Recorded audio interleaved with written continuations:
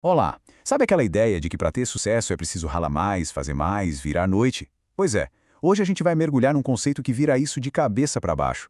A ideia é que para conquistar coisas extraordinárias, o segredo é fazer menos. Essa é a grande sacada do livro A Única Coisa, de Gary Keller e Jay Papasan. E vamos começar com uma pergunta que talvez ecoe na cabeça de muita gente. Por que a gente se sente tão ocupado na correria o dia todo, mas no fim do dia parece que os resultados de verdade não aparecem? Essa sensação de estar sobrecarregado, mas sem ter muito o que mostrar, é uma frustração super comum. E a resposta, segundo os autores, é essa frase aqui. Parece estranho, né? Mas é isso mesmo. O caminho para ter mais não é encher a agenda, e sim esvaziar. É focar em só uma coisa de cada vez. Então, o nosso roteiro hoje é esse. Vamos passar pelo problema da sobrecarga, quebrar alguns mitos de produtividade, entender a mágica do efeito dominó, aprender a usar a pergunta foco, ver como botar em prática e, no final, como achar o primeiro dominó para começar. Bom, vamos lá. É uma ironia, né? Muitas vezes o próprio sucesso acaba criando caos. Quanto mais coisas a gente conquista, mais complexa a vida fica. E de repente a gente se vê perdido no meio de um monte de demandas. O livro usa uma história ótima do filme Amigos Sempre Amigos para ilustrar isso. Lá um personagem durão revela que o segredo da vida é só uma coisa. Uma sabedoria tão simples, mas que a gente esquece o tempo todo. É, poderosa. E olha, isso não é só teoria. O próprio autor, o Gary Keller, viveu essa história. A empresa dele era um sucesso, mas começou a cair, e a vida dele virou uma bagunça. Aí, um coach deu um conselho na contramão. Pense pequeno. Em vez de tentar apagar todos os incêndios, ele focou em apenas 14 cargos essenciais. E o resultado? Um crescimento absurdo e duradouro. Certo? Agora vamos entrar numa parte crucial. Vamos desafiar umas ideias sobre produtividade, que na verdade mais atrapalham do que ajudam. São as mentiras que nos deixam correndo em círculos. Primeiro grande mito, a multitarefa. A gente adora dizer que é multitask, né? Que consegue fazer 1000 coisas ao mesmo tempo. A verdade, segundo a ciência, é que o cérebro não faz isso. O que ele faz é trocar de foco muito, muito rápido. E cada troca dessa tem um custo, uma perda de tempo e de energia.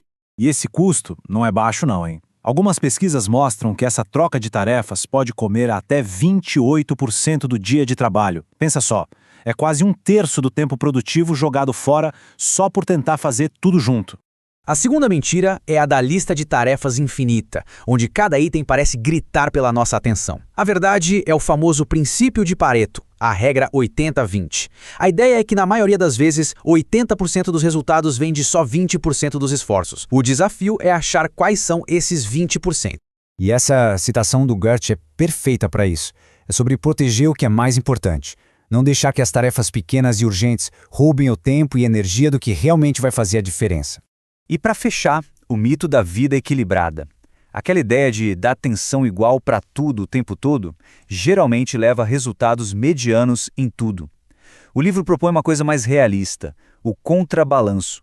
É ir com tudo na sua prioridade máxima, mesmo que desequilibre as coisas por um tempo, e depois, conscientemente, compensar e reequilibrar as outras áreas.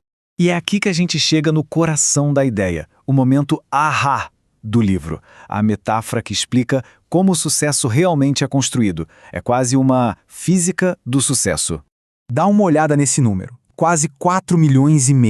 Sabe o que é isso? Foi o recorde mundial de dominós derrubados em uma única reação em cadeia, lá em 2009. Uma única pecinha começou uma cascata que derrubou quase 4,5 milhões de outras.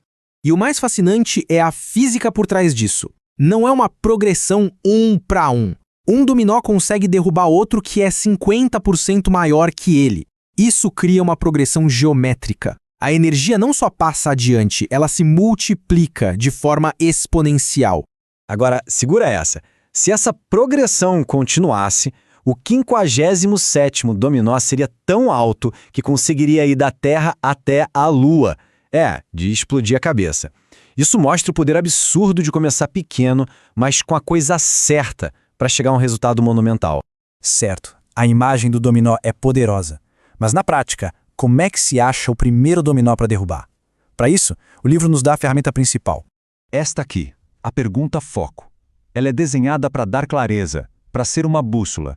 Não é uma pergunta genérica como o que eu faço agora. É uma pergunta com uma estrutura específica para encontrar aquela única ação que tem o maior poder de alavancagem.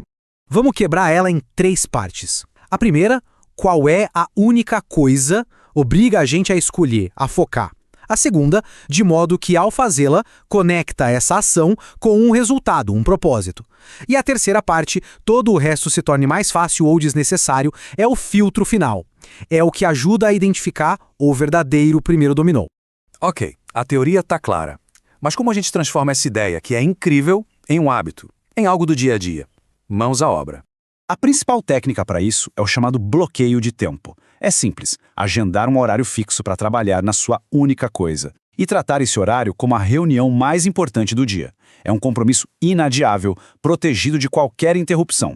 Só que nesse caminho é preciso ficar de olho em 4 ladrões de produtividade. Primeiro, a dificuldade de dizer não. Segundo, o medo do caos que o foco pode gerar nas outras áreas. Terceiro, maus hábitos de saúde que roubam nossa energia. E quarto, um ambiente que não te dá suporte. Eles são perigosos e podem sabotar todo o plano. E com isso, a gente chega na reta final. Agora o grande desafio é pegar tudo isso e aplicar. Encontrar o seu primeiro dominó. No fim das contas, tudo se resume a esta pergunta.